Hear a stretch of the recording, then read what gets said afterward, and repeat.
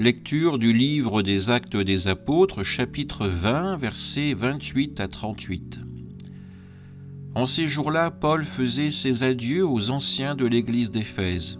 Il leur disait « Veillez sur vous-mêmes et sur tout le troupeau dont l'Esprit Saint vous a établis responsables pour être les pasteurs de l'église de Dieu qu'il s'est acquise par son propre sang. Moi, je sais qu'après mon départ, des loups redoutables s'introduiront chez vous et n'épargneront pas le troupeau. Même du milieu de vous surgiront des hommes qui tiendront des discours pervers pour entraîner les disciples à leur suite. Soyez donc vigilants et souvenez-vous que durant 3 ans, nuit et jour, je n'ai cessé dans les larmes de reprendre chacun d'entre vous.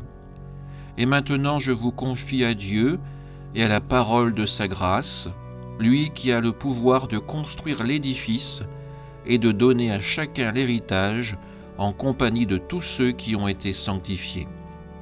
Je n'ai rien convoité, ni l'argent, ni l'or, ni le vêtement de personne.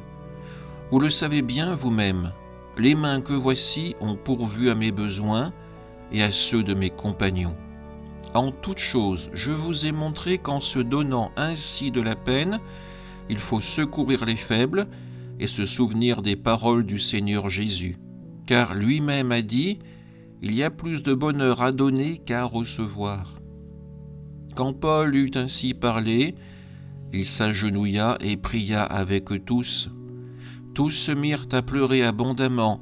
Ils se jetaient au cou de Paul et l'embrassaient. Ce qui les affligeait le plus, c'est la parole qu'il avait dite « Vous ne verrez plus mon visage ». Puis on l'accompagna jusqu'au bateau. Parole du Seigneur. Frères et sœurs, ce texte que nous venons d'entendre nous place au cœur d'un moment poignant. Les adieux de Paul aux anciens de l'église d'Éphèse. À travers ces paroles, Paul nous offre un témoignage bouleversant. Un témoignage de ce que signifie véritablement être fidèle à Dieu. Une fidélité qui se vit dans l'amour, la vigilance et le don total de soi. Ce passage nous invite à réfléchir à notre propre fidélité à Dieu, dans les joies comme dans les défis de notre vie chrétienne. Paul, en s'adressant aux responsables de l'Église, leur confie une mission essentielle. Veillez sur vous-même et sur tout le troupeau dont l'Esprit Saint vous a établi responsable. Cette exhortation est un appel à une fidélité active, vigilante, à l'image de celle du bon pasteur. Être fidèle à Dieu, c'est d'abord veiller sur notre cœur pour qu'il reste attaché à la parole de Dieu, mais aussi veiller sur ceux qui nous sont confiés pour les guider vers lui. Paul sait que des loups redoutables viendront menacer le troupeau, et il met en garde contre les discours qui éloigneront de la vérité. Cette vigilance nous concerne tous. Dans un monde où tant de voix cherchent à nous détourner de Dieu, la fidélité exige de garder les yeux fixés sur le Christ, notre seule boussole. Mais la fidélité de Paul ne se limite pas à des paroles, elle se manifeste dans sa vie tout entière. Il rappelle qu'il n'a convoité ni l'argent, ni l'or, ni le vêtement de personne, et que ses mains ont travaillé pour subvenir à ses besoins et à ceux de ses compagnons. Paul a vécu une fidélité désintéressée, libre de tout attachement aux biens matériels. Il a voulu se mettre entièrement au service de l'Évangile. Cette liberté intérieure est au cœur de la fidélité à Dieu.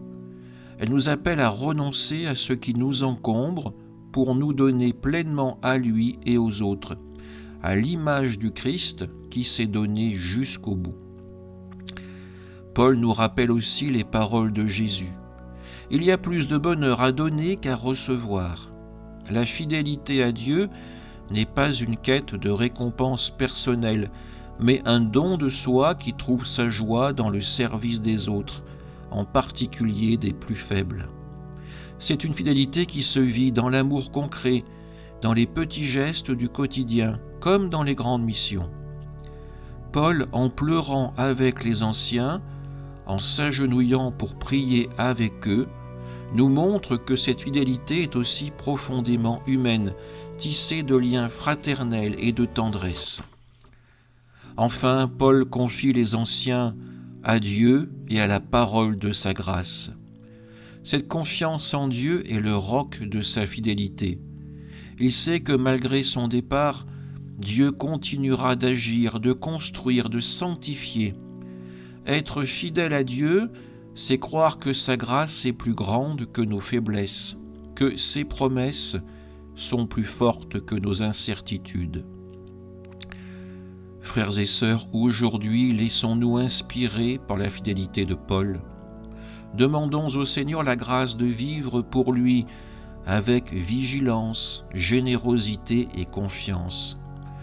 Que nos vies, comme celle de Paul, témoignent de cette fidélité joyeuse qui donne sans compter, qui aime sans attendre en retour et qui s'abandonne véritablement à la grâce de Dieu.